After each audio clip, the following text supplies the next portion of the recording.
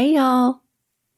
In 2021, an underreported serial killer stalked Southern Virginia, targeting women from dating apps. Most frighteningly, police worry they've only begun to uncover the extent of his crimes. A listener note, this story covers sex-based crimes and may not be appropriate for everyone. I'm Candace, and I'll be your guide.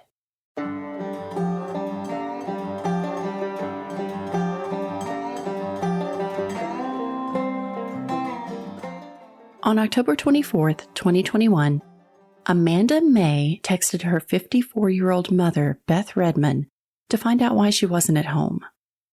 The two lived together in Harrisonburg, Virginia, with Amanda's children. Beth responded that she was watching football. After some more prompting, she admitted that she was at the Howard Johnson Motel, but when her daughter asked who she was there with, her mother just responded with, "None of your business," and also refused to tell her daughter the room number. Amanda said the conversation wasn't out of the ordinary for the two, so she just assumed her mother was with a friend and didn't want to tell her. However, this was the last time that Amanda would hear from Beth Redmond. After weeks of no response, as well as taking note of her mother's absence on social media, she reported her mother missing to local police, and they began an investigation. Around the same time, a Charlottesville, Virginia resident, Nita Smith, a 39-year-old mother of 6, was also reported missing by her loved ones, and an ensuing missing persons search was enacted for her as well. During the investigation for Beth Redmond, police used cell phone data to confirm that she had indeed been in the area of the Howard Johnson Motel. On November 23, 2021, police set off on a foot search in the area surrounding the motel. In the parking lot of a wooded area nearby, they spot a shopping cart. Investigating the woods farther, they find the bodies of Beth Redmond and Nita Smith, about 15 feet apart, both of them wrapped in bed sheets. At this point, these women had been 2 separate missing persons cases, and it hadn't been a concern that the 2 cases were connected until the discovery of the bodies together. Smith was found with wrists and ankles bound with black yarn, nude from the waist down with her bra and top pulled up. Redmond was in a more advanced state of decomposition, according to the medical examiner, and was found completely nude. Upon further investigation, surveillance footage was obtained showing an unidentified male leaving his room at the Howard Johnson, pushing a shopping cart covered in a blanket into the wooded area on 2 separate occasions about a month apart. Nearby, the Washington, D.C. police force were investigating a missing woman of their own. 29-year-old Cheyenne Brown had been missing since the end of September. Cheyenne was 4 months pregnant and had a 7-year-old son. The D.C. police force reached out to Fairfax County, Virginia investigators to explain that in their investigations, they had surveillance footage of Cheyenne boarding the D.C. Metro train and getting off at the Huntington, Virginia station, never to be seen again. Using some unspecified digital data that could be assumed to be cell tower data, they believe that Cheyenne was last seen in the area of the Moon Inn, a small motel in Alexandria, Virginia. The Fairfax County PD visited the area with a cadaver dog but didn't find anything of note. On November 23, 2021, police announced the arrest of 35-year-old D.C. resident Anthony Robinson as the alleged murderer. Cell phone data helped connect that Robinson, as well as Beth Redmond and Nita Smith, had been in the area at the approximate time of the murders. Robinson's phone also pinged in the location of that Huntington Metro stop the night that Cheyenne Brown arrived from the train. He was also spotted on the surveillance footage in each case, as well as on Walmart surveillance footage purchasing the black yarn that appears to be the same yarn he allegedly used to bind the wrists and ankles of Nita Smith. They deduced that the women had been in contact with Robinson through dating apps, and that is likely how he lured them each to his location. Interestingly, Robinson has a remarkable lack of a criminal record, and at the time was working at Pilgrim's Pride in Timberville, Virginia. So police have a clear MO. Anthony Robinson was meeting women on the dating apps Tagged as well as Plenty of Fish, and setting up dates at local motels where he had been staying before killing the women using blunt force trauma and transporting the women's bodies to the wooded area nearby for disposal. Although Anthony Robinson has a DC address, he is known to be a bit of a drifter, spending indeterminate amounts of time at area motels as far south as Washington, D.C., and as far north as New York, transiently roaming the East Coast. While investigating his hotel room, police found blood on the bed, as well as clothing and a phone belonging to Nita Smith. A search of Robinson's phone found that from August to November, he had visited a total of 12,000 porn sites in which he'd been searching specifically for videos with women who matched the physical descriptions of his alleged victims, Beth Redmond and Nita Smith, the deaths of whom attorney Marcia Garst described as sadosexual. Upon Robinson's initial questioning, he had explained that he'd met Redmond and Smith on dating sites, and they'd come to his motel room for dates. He explained that each of them had taken a white pill and overdosed, and he woke up to find them dead. However, as difficult as the autopsies were given the state of decomposition, toxicology reports don't back this up. According to the data, Redmond did have meth in her system, but it was determined to likely be too little for an overdose that would cause her death. And I only even mention the meth because, in my opinion, it reflects some likely accuracy in the toxicology report, and it's an argument against his statements of innocence in her death. To be clear, whether any of these women use drugs or not is not the reason that they are no longer here for their families, nor is it any reason why the case should not be taken as seriously as is warranted. On December 15th, 2021, police returned to the area of the Moon Inn, and in a nearby wooded area, spot a shopping cart. Although these are different investigators than previously, they do recall how 2 bodies were found near a shopping cart before, so they investigate the area more thoroughly. Not far from the shopping cart, they spot a black plastic bin. Inside the bin were the remains of pregnant mother Cheyenne Brown. However, nearby her remains are those of yet another woman. The other woman was later identified to be Stephanie Harrison, a 48-year-old mother from Northern California who'd been visiting the D.C. area. Stephanie had last been heard from on August 19th, when she called her sister to tell her how she'd been visiting the U.S. Capitol building that day. Stephanie's credit card was then used to book a room at the Moon Inn that night. Stephanie had been missing for months at this point when her body was discovered. Stephanie's family calls her a beloved mother and an even better grandmother. Behind the scenes, police were busy working with more surveillance footage, some unspecified digital data, as well as cell phone tower pings and more information from the dating apps. On December 15th, 2021, Fairfax County Chief of Police Kevin Davis officially announced that they had a serial killer on their hands, deeming him the shopping cart killer.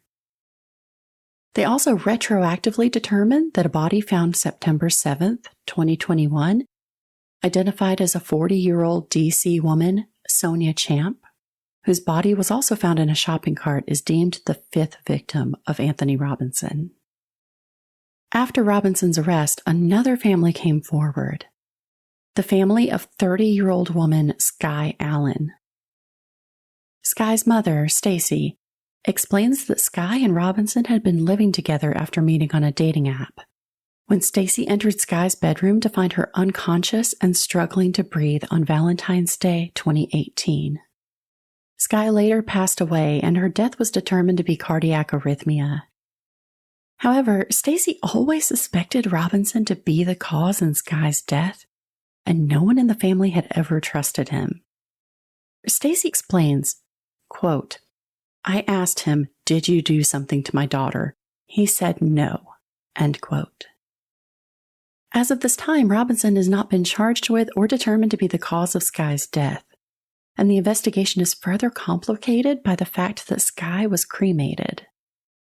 It is worth noting that a fatal cardiac arrhythmia can be caused by numerous natural causes, as well as by foul play, if determined to be the result of asphyxiation, blunt force trauma, or some other assault. If Robinson is determined to have caused Skye's death, then she will be considered his sixth victim.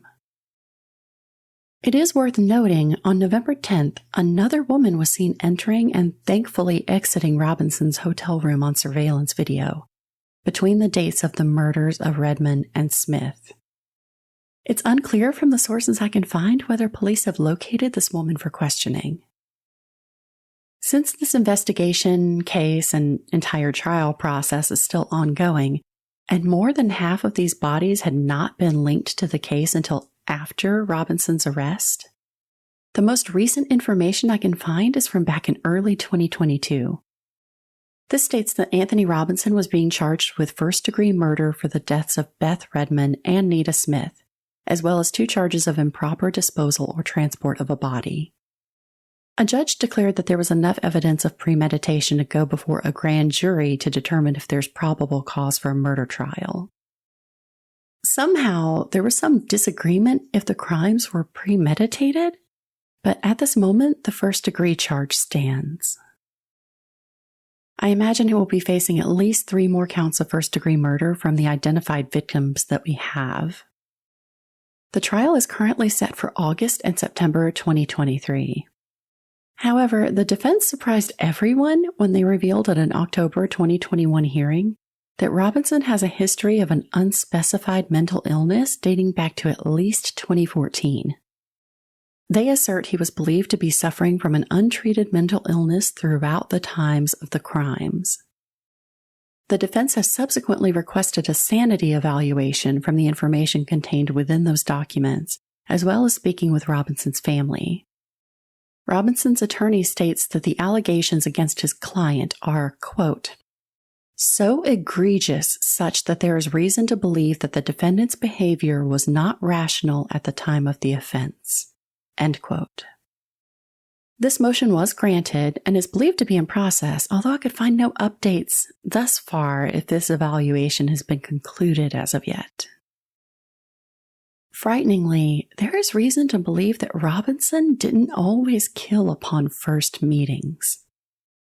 Nicadra Brown, the mother of Cheyenne Brown, the pregnant mother who was his 3rd victim, believes that her daughter had met him previously, likely in mid to late September while Nicadra was out of town. She reports that Cheyenne's cousin arrived to find an unknown man in their home, and when questioned, Cheyenne explains that he had nowhere else to go.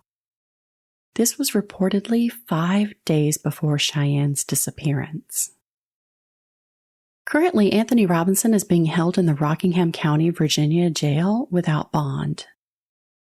However, potentially the most concerning aspect of this case is that the FBI strongly believes Robinson did not begin his alleged murders in September 2021 with Sonia Champ.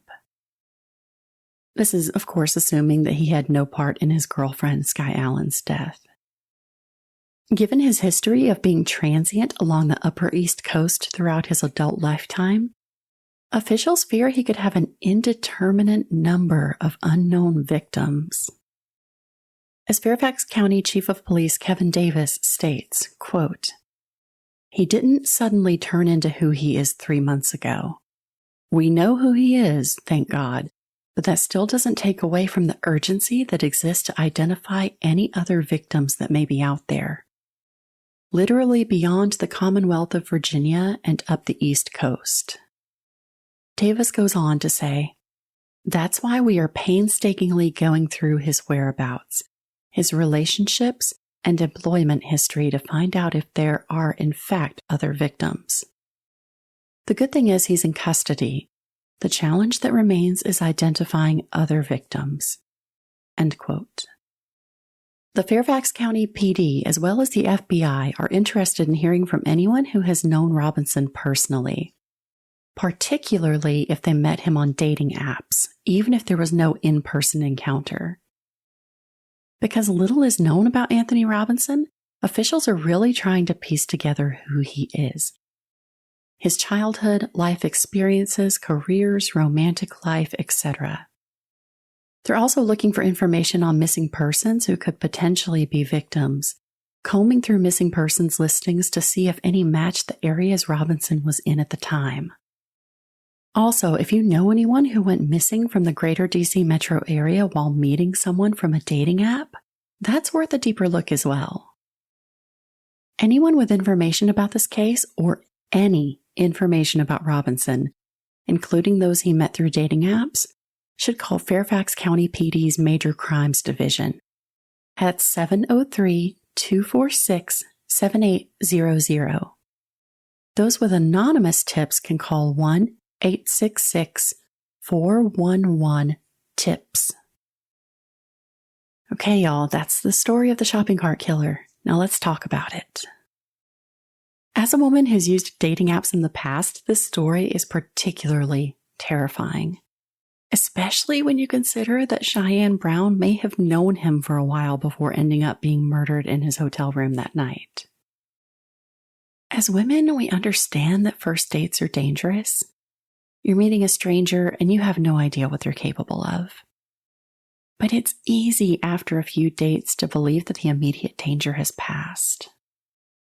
This case is a solemn reminder that not only do you not know people you've just met online, but you really don't know someone after a few weeks or even months. Please don't allow someone you don't know well to get you in private into their car, allow them to stay in your home, things like that. That being said, there is no room for victim blaming anywhere, including this case. We have no idea how charming, manipulative, or convincing the murderer was when coercing these women to meet him in private. And it's never a victim's fault for trusting the wrong person. At this point, there's not any information about Robinson's childhood. Usually with serial killers, that information can be so enlightening about how they ended up who they are today. But his is just a blank page in the research. I'm hoping as more people come forward about knowing him, some gaps can be filled in. As it is an ongoing investigation, there isn't much to be known about the court proceedings. I wish I knew if and when that sanity evaluation was taking place. It just seems like such an easy out to say he must have been mentally ill at the time of the attacks. And it does blow my mind that there was such an argument of premeditation on these crimes. Even if the first alleged murder wasn't premeditated, how could anyone argue that the subsequent ones were not? I understand that the argument of insanity would remove the premeditated aspect, because a sane person could tell themselves that on their last date they flew off the handle and killed someone, and maybe another date at his hotel wouldn't be the best idea. The cause of death for the victims was largely a hindrance in the charges as well. As the police didn't find the victims' bodies terribly quickly, often advanced decomposition had taken place. The medical examiner states the tissue loss around the head and neck area were too extensive to give a solid cause of death, but there appeared to be blunt force trauma involved. Presumably, this means they could not rule out any other direct causes of death, but the head injuries may have been enough to cause death to the women on their own. So much also hasn't been released to the public about the victims as well, so I'm sorry if I missed any key details.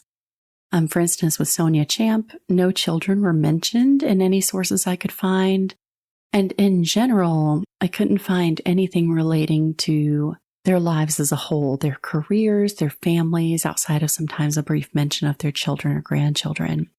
But these were women with rich lives who were all cut short because of Robinson's alleged crimes. If you recall, an attorney in the case described Robinson as sadosexual, at least in the cases of Redmond and Smith, the first two of the victims linked to him.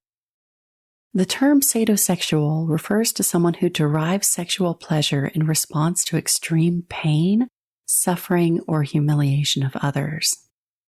The women he allegedly preyed upon may have consented to sexual activity when they visited his hotel room, But this would explain why, despite that, he allegedly carried out assumed sexual violence which progressed to murder. Of course, we also can't assume they were visiting with that intention. For instance, Beth Redmond told her daughter she was there watching football. It's so scary to think about how many other victims Robinson could have out there if he is indeed the murderer responsible for these deaths. Since the court proceedings haven't yet taken place, he's still innocent until proven guilty, of course. But with addresses dotting the Upper East Coast over his adult lifetime, along with the FBI's seeming certainty that he did not begin allegedly killing with these victims, there could be a startling number of victims out there. Of course, if you have any information or have ever met Anthony Robinson, please call one of those tip lines. I will put the phone numbers for those in the show notes for you as well. You can find me on social media at obscureappalachia. If you haven't yet left a review for the show on your podcast provider, those are helpful for encouraging more people to listen to the show. If you'd like to support the podcast and get bonus episodes, visit patreon.com/obscureappalachia. The most recent Patreon exclusive episode is a compilation of the many EVPs and 2 apparitions caught on police body cam footage coincidentally during the investigation of family annihilator Chris Watts. I know my patrons are so sick of hearing this line, but it is hands down the strongest evidence for the paranormal and an afterlife that I've ever seen. As always, thank you for listening. Until next time.